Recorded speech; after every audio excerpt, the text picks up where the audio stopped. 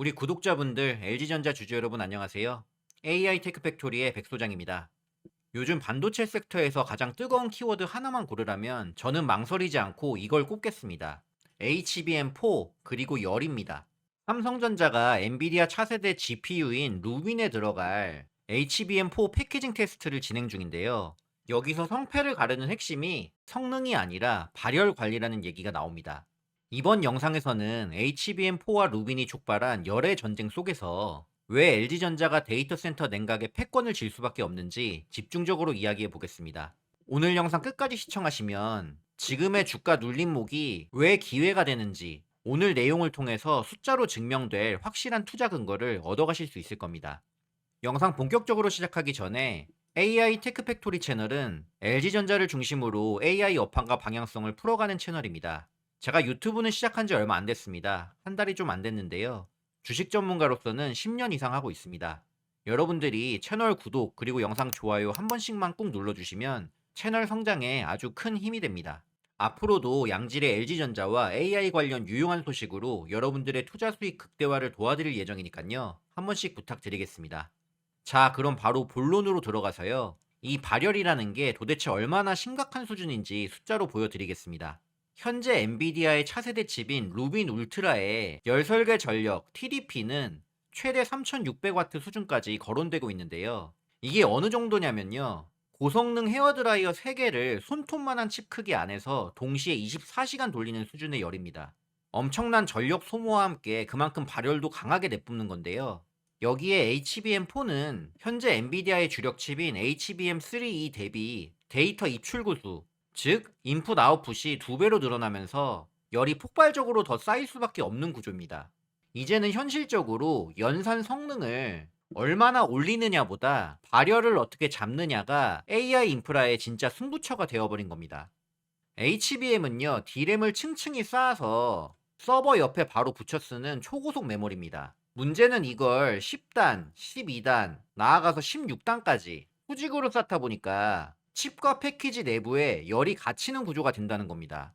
그래서 제조사들은 칩 사이사이에 더미 TSV, 더미 범프라는 가짜 기둥을 박아서 열을 분산시키고 구조를 받쳐주는 방식을 쓰는데요. 삼성 같은 경우는 공정 미세화가 상대적으로 늦어져서 셀 크기가 크고 이 기둥을 효율적으로 배치하는데 애를 먹었습니다.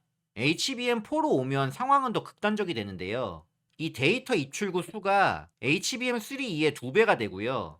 GPU 본체의 열전력도 3600W까지 치솟으면서 좁은 패키지 안에서 GPU와 HBM이 동시에 내뿜는 열을 버텨야 하는 그야말로 압력도시 되어버렸습니다. 여기서 중요한 포인트는요, 칩 설계와 패키징 기술만으로는 이제 열 문제를 완전히 해결할 수 없고 데이터 센터 차원의 열 관리 인프라가 같이 바뀌어야 한다는 겁니다. HBM4 루빈 경쟁이 앞으로 더 치열해질수록 칩 주변에 붙는 히트싱크라든지 서버렉 수준의 냉각, 그리고 데이터 센터 건물 단위의 칠러와 액체 냉각까지 냉각 범위가 크게 번져서 올라갈 수밖에 없습니다. 자, 그러면요, 이제 이 열을 데이터 센터 레벨로 확장해서 한번 보겠습니다. GPU 한 장이 3600W라면 AI 서버 한 대가 30kW 안팎까지 쓰는 그림이 나오게 됩니다. 이런 서버가 렉당 10개씩 꽂히고요. 이 렉이 또 수백 개에서 수천 개까지 모이게 되면은 데이터 센터는 사실상 거대한 용광로로 변합니다. 기존에 에어컨 틀어서 시키는 공랭 방식? 이제는 어림도 없습니다. 전력 효율을 맞추려면요, 물이나 특수 용액으로 시키는 액체 냉각이 이제는 선택이 아닌 필수가 된 시점입니다. 그래서 전 세계 데이터 센터 업계가 이제는 공기 냉각과 액체 냉각 하이브리드를 기본값으로 깔고 가는 흐름으로 바뀌고 있습니다. 칩의 바로 위에는 콜드 플레이트 같은 직접 액체 냉각을 하고요. 렉의 뒤로는 CDU를 붙여서 냉각수를 돌리고 건물 바깥에서는 대형 칠러가 이 열들을 최종적으로 바깥으로 버려주거나 열 회수 시스템으로 재활용하는 그림입니다. 결론적으로 HBM4 루빈이 만든 이 열의 시대는 이 데이터 센터 냉각의 설비 투자를 구조적으로 키울 수밖에 없는 환경입니다. 이런 상황에서 이제부터는 LG전자 이야기로 넘어가도록 하겠습니다. LG전자는 원래부터 HVAC, 냉난방 공조의 강자입니다.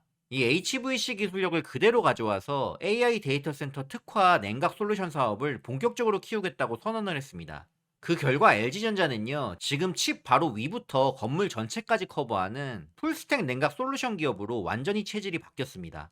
구체적으로 어떤 포트폴리오를 갖고 있냐면요, 서버 렉에 냉각수를 배분하는 CDU, 그리고 데이터 센터 전용 무급유 인버터 터보칠러, 이 두 개는 데이터 센터의 심장입니다.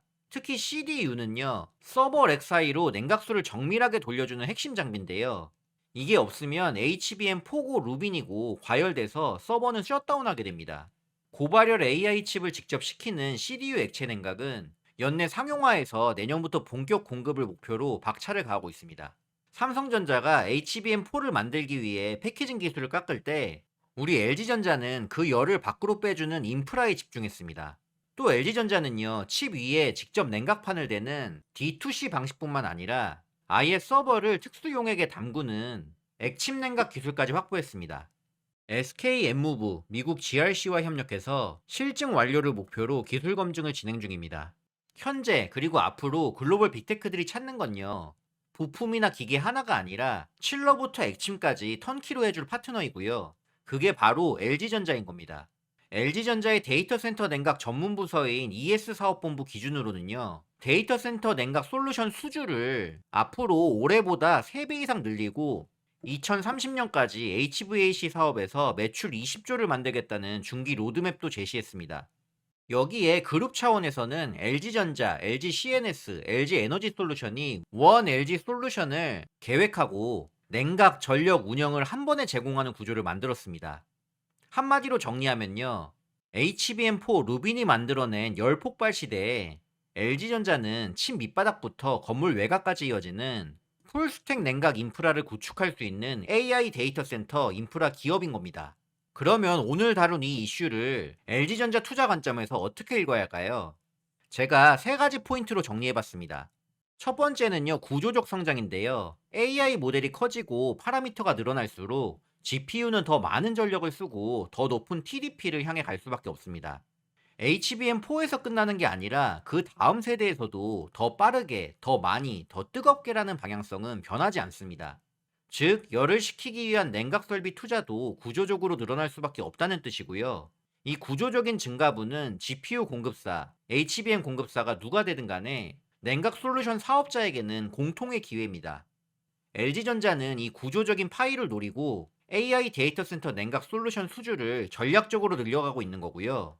다음으로는 패키지 레벨의 열 관리와 데이터 센터 열 관리의 연결고리 부분인데요.